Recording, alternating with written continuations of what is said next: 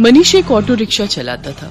जब वो 15 साल का था तब उसके पिता का देहांत हो गया। इसी कारण मनीष को ही घर की जिम्मेदारी उठानी पड़ी और कॉलेज की पढ़ाई छोड़कर पिता की ऑटो चलाने का काम मनीष ने संभाल लिया।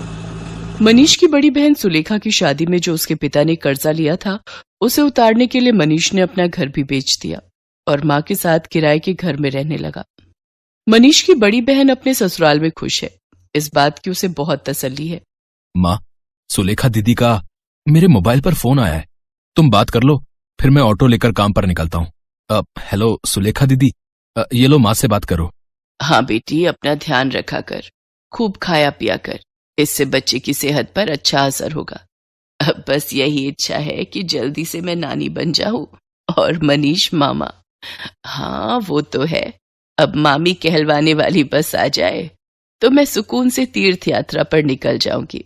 नहीं, अपने नाती पोतों को खिलाकर ही तीर्थ यात्रा पर जाऊंगी। माँ, बस मनीष के लिए अच्छी सी लड़की ढूंढ लो जो घर संभाल ले। माँ, मुझे देर हो रही है, बाद में बात कर लेना। अच्छा सुलेखा, मैं तेरे से बाद में बात करती हूँ, मनीष को देर हो रही है। मनीष ऑटो लेकर काम पर निकलता है। उसे पहले ही बहुत देर हो चुकी थी, पर रास्ते में जाम भी बहुत था। वो सवारी का इंतजार कर रहा था, तभी उसका एक साथी जो उसकी तरह ऑटो चलाता था, वो किसी लड़की से झगड़ रहा था। अरे देखिए मैडम, ऐसा थोड़ी होता है? जब आपने मुझे यहाँ छोड़ने के लिए पैसे तय किए हैं तो चुपचाप मेरे पैसे दे दो ना। भैया, मैंने आपको बोला ना, मेरा पर्स रास्ते में कहीं गिर गया। मेरा मोबाइल फोन भी उसी में है और सारे पैसे भी। मेरा पर्स कहीं नहीं मिला। मैं तुम्हें बोल रही हूँ ना, मुझे अपना नंबर दे दो, मैं तुम्हारे नंबर पर पैसे भेज दूंगी। अभी मुझे देर हो रही है, मुझे सामने होटल में एक फंक्शन में पहुंचना है। अब क्या हुआ निरंजन, लड़ क्यों रहे हो सुबह सुबह?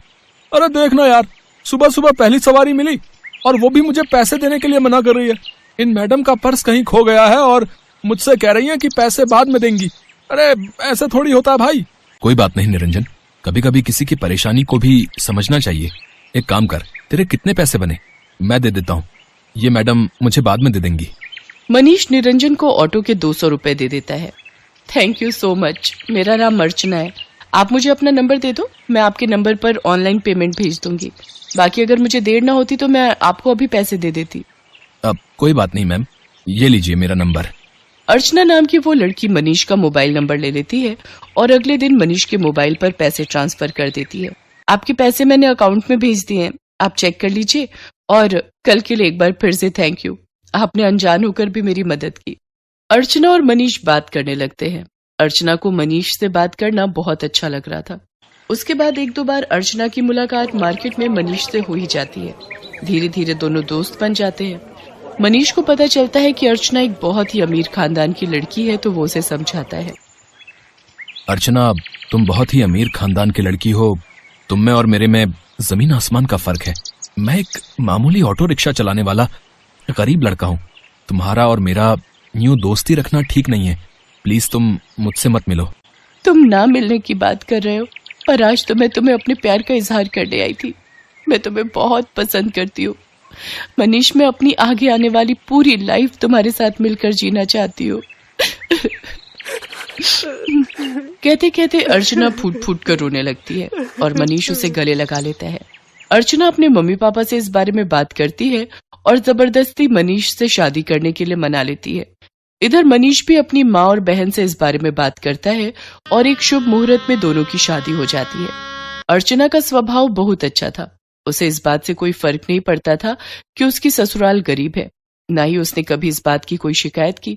अर्चना, अब तुम मेरे साथ शादी करके खुश तो हो ना? हाँ मनीष, मैंने तुम्हें दिल से प्यार किया है। मैं तुम्हारे साथ बहुत खुश हूँ। माँ जी, सुलेखा दीदी सब मुझे कितना प्यार करते हैं। मुझे तो महसूस ही नहीं हुआ कि मैं अपना घर छोड़कर आई हूँ। तभी अर्चना की सास भी आ जाती है। जीती रहो बहू, हम बहुत भाग्यशाली हैं कि इस घर को तुम्हारे जैसी बहू मिली।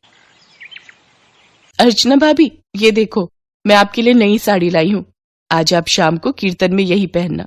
सुलेखा दीदी, ये साड़ी तो बहुत सुंदर है, ठीक है, पर एक शर्त पर, आज आप मुझे खुद तैयार करोगे, प्रॉमिस? अर्चना की बातें सुनकर सुलेखा की आंखों में आंसू आ जाते हैं। उसने कभी सोचा ही नहीं था कि उसे इतनी प्यारी भाभी से इतना प्यार और सम्मान मिलेगा। सचमुच कुछ ही दिनों में अर्चना ने सबके दिल में एक अलग जगह बना ली। अब तो अर्चना के बिना कोई भी नहीं रहता था। सुलेखा के बेटा पैदा होता है। इधर अर्चना भी गर्भवती हो जाती है। अर्चना के मां बनने के बारे में जब उसके मम्मी पापा को पता चलता है तो वो उसे मिलने के लिए उसके ससुराल आते हैं, पर अर्चना का घर देखकर दोनों ही मुंह बनाने लगते हैं। अर्चना, तुम अपने मम्मी पापा के पास बैठो, रसोई से चाय और नाश्ता मैं ले आती हूँ। क्या बात है अर्चना, तुम इस हालत में भी घर के काम खुद ही करती हो? तुम्हारे घर में कोई नौकर चाकर नहीं है क्या? कैसी बातें करती हो ललिता तुम जानती भी हो तुम्हारी बेटी किस घर में ब्याही है। यहाँ 2 वक्त की रोटी खाने के लिए भी सोचना पड़ता है। एक टाइम की सब्जी दूसरे टाइम खाते होंगे ये भला क्या नौकर चाकर रखेंगे? नहीं पापा, ऐसी कोई बात नहीं है। माँ जी और मनीष ने तो मुझे कई बार कहा है कि मैं घर में कोई काम वाली रख लूं, पर पूरा दिन मैं घर पर होती हूँ, मेरा भी मन नहीं लगता, और फिर मैं तो कुछ भी नहीं करती, सारा काम माँ जी ही करती है, मुझे उठने ही नहीं देती। ये लीजिए चाय। अर्चना, तुम्हें ये समोसे बहुत पसंद है ना? मैं ये भी हलवाई से खरीद लाई हूँ, अपने मम्मी पापा को भी दो। नहीं, मैं ऑयली फूड कम खाती हूँ। और अर्चना, तुम भी ये सब मत खाया करो, तुम्हें इस टाइम में जूस, फ्रूट्स ये सब लेना चाहिए।